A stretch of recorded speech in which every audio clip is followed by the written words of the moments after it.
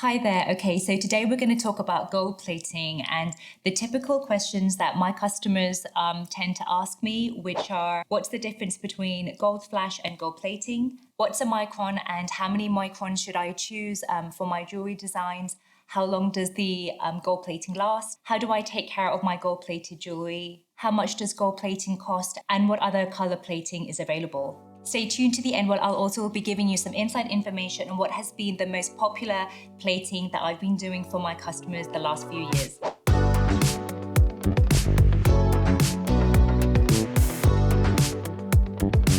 And if it's your first time here, hi, my name is Kim. I'm owner of Thai Design Distributors, a third generation family business where my manufacturing plant is in Thailand, headquarters in London, and a setup in the US. And we specialize in manufacturing high-end sterling silver and gold jewelry exclusively for designers. If you haven't already, please check out my intro video where it tells you more about my background and the purpose of this channel. So let's get to it. So firstly, guys, I want you to know that there is a difference between gold plating and flash plating. And that's really mainly the thickness. So both platings can be done at the same plating company, but the thickness all depends on how long it's been left in the tank for. There's obviously a more scientific measurement that goes into the plating process, but I just want you guys to know that when we say flash plating, it basically means that there's enough gold to just cover the item and to give it a uniform color. And gold flash is usually used on costume jewelry where the base metal is like nickel, brass or bronze. And it's sometimes used on steel metals such as electronic parts where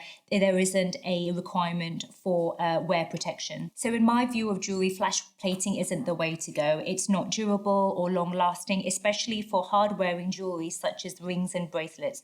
So if the plating is going to fall off, then you're going to have your customers potentially sending it back to you, and that's going to affect your business and brand. And that's the reason why I don't offer it to any of my customers as an option for plating. Gold plating, however, provides a better protection for jewelry. And I just want to mention to you guys that back in 2008, so this is really when we were hit by the financial crisis, the silver and the gold prices shot up like crazy. And I found that a lot of our jewelry customers decided to go for gold plating as opposed to real gold because it was just a lot more affordable. Aesthetically, it looks exactly the same. Only difference is that the base metal is sterling silver and not solid gold. And so this is really when gold plating became a lot more popular. And we're now 2021, and I would say at least 70% of my designer customers are having their jewelry made by us in either silver, sterling silver and gold plated, or just gold plated alone. So with gold plating, this is where the measurement comes in with microns. What is a micron? A micron is 0.001 of a millimeter. It's hard to visualize, don't visualize it, but basically I and a lot of specialists in the field, we see that if you have jewelry that is at least 1 micron thick, then I would say that's good quality gold plating. Just as a comparison, flash plating is less than 1 micron, so you can just see the difference there. So when someone says that a piece of jewelry is 3 microns thick, what they're saying is the gold is 3 microns thick on the surface of the metal. So how many microns should I choose for my jewelry?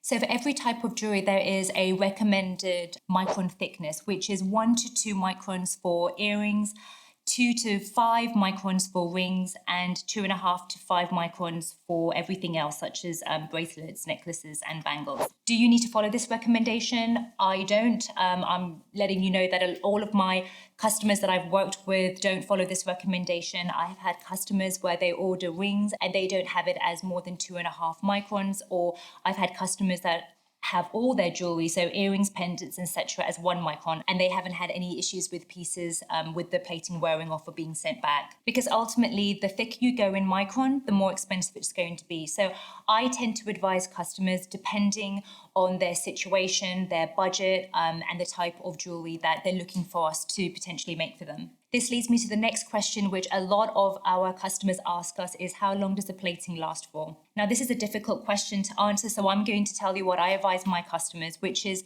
it really depends on the ultimate consumer and how they take care of the jewelry and their particular lifestyle. So just because you have a jewelry that is, say, 3 micron thick, it doesn't mean that it's going to wear off any less than if it was 2 microns or 1 micron. It's important for you to tell your customers that the more they take care of the jewelry, the longer the plating is going to last on it. So someone who is conscientious in taking off their jewelry before shower, bath, swimming, that's going to make the gold plating last a lot longer than someone who wears the jewelry in all activities. And if that's the case, it might just last a few months or weeks. So irregardless of how many microns of plating that you choose, ultimately it's like paint where eventually it will wear or chip off. So they need to take care of their jewelry.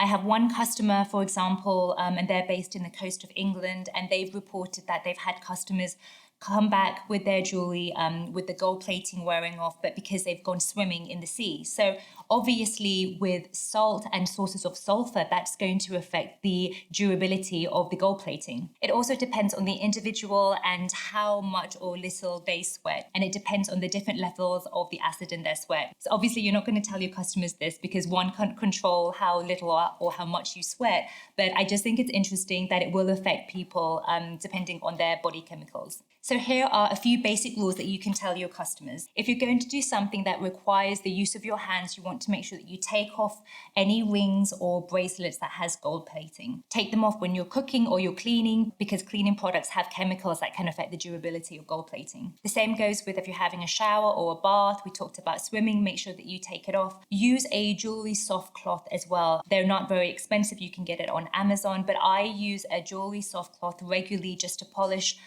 my jewelry. Also make sure that you store your jewelry away properly. So for me, I store my jewelry in individual plastic seal bags. Now, it's not anything fancy, but it's airtight and it does its job.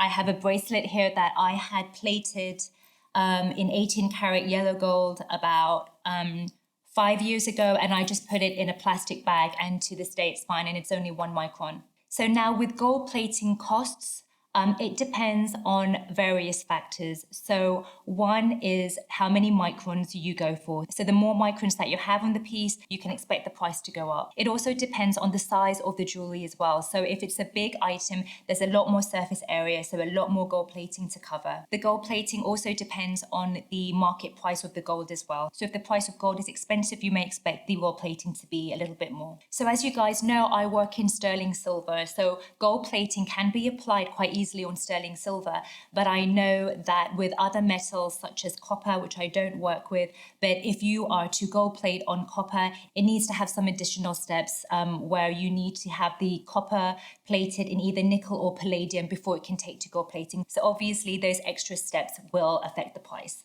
Now, there are different colors of plating. We've been talking a lot about gold because most of my customers, we do a lot of yellow gold plating, but there is rose gold plating, which is also popular, and also white rhodium and black rhodium plating. Now, white rhodium plating achieves more of that white gold effect. And it's also sometimes used as an anti-tarnish, which a lot of my customers sort of market that as. With black rhodium, it's an awesome color. It looks a little bit more masculine. It's not as popular, but I think it's really cool. So going back to gold plating, you can have your pieces gold plated anywhere from 9 carat to 24 carat gold. When you Google it, sometimes it says 10 carat, but I say 9 carat because in the UK, it's a very popular color. Although having said that, the last couple of years, 18 carat has been really popular as well. So just quickly, carat is a measurement of gold purity. So 24 carat is the highest you can go, and that's very yellow. It's very, very soft. So that's why a lot of people tend to go for like 9, 14 or 18 karat gold, where it's a little more durable because other metals are mixed with it to just give it a little bit more hardness. And so the lower the carat, the less pure gold there is. As I said, in the UK and Europe, 9 and 18 karat yellow gold is popular. In America, it's 14 karat. I've been asked a few times whether I work in gold filled, but that's just something that we don't specialize in. It's a lot more expensive. And with gold plating, you can achieve just as beautiful as a result, but it being less expensive. And obviously that depends on how many microns that you go for. Lastly, I want to tell you that the most popular plating that I've been doing for the last several years with my customers is gold vermeil.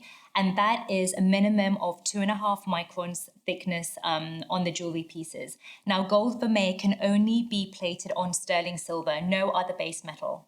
So if you have a 2.5 microns of gold plating on a type of metal, it can't legally be referred as gold vermeil. It has to be on sterling silver. And with gold vermeil, I mean, it sounds very luxurious as well. So many of my customers promote this, they market it. It sounds really good to say that it's a really good thickness on the piece. So if you're thinking of having your jewelry gold plated in say 2 microns, then don't bother, just pay a little bit more for that extra half micron so that you can say that it's gold vermeil. Now in the UK and in the US, it's 2.5 microns, which constitutes as gold vermeil, but I know that in Canada, it's a lot less than that. So just check on whereabouts you are and what the legal requirement is. Now, if you guys are working with a manufacturer or supplier and you're having your jewelry plated with them, obviously you would expect that you're paying them for how many microns thickness you've requested on your jewelry pieces. I know that there are manufacturers where they say that it's, for example, a jewelry is plated 2.5 microns or whatever, and I've had customers come to me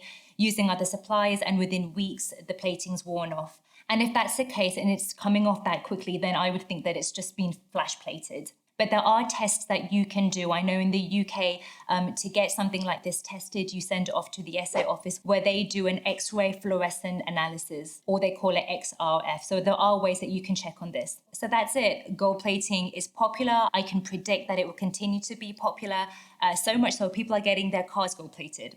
Guys, I hope you found that helpful. Please like, comment, subscribe. Any questions that you have relating to this or anything that you'd like me to talk about from a production standpoint, just leave it in the comments. I'll do my best to reply, and I'll see you in my next video. Take care. Bye.